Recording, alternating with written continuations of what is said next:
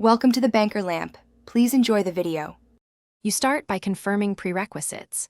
Charge the phone above 50%, sign into Google, and back up any critical data because unlocking can wipe storage. Next, open Settings, tap About Phone, and repeatedly tap Build Number until Developer Options appears.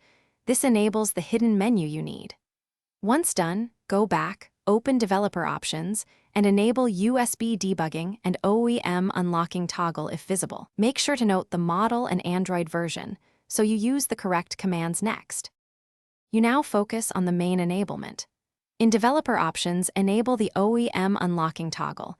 If it's available, this authorizes bootloader actions. If the toggle is missing, you'll need to use ADB and Fastboot from a PC. Install the platform tools, connect via USB, accept the RSA prompt, and verify the device with a DB devices. Once recognized, reboot to bootloader with a DB reboot bootloader and prepare to unlock via Fastboot. These steps grant the permission that the bootloader requires. You finish by issuing the unlock command from the bootloader.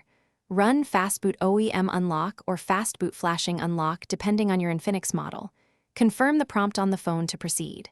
The device will factory reset. After reboot, complete the Android setup and verify OEM unlocking is active.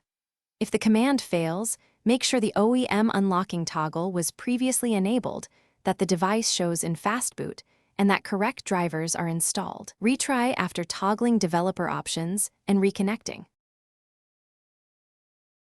Thanks for watching. If this was helpful, leave a like and consider subscribing. See you next time.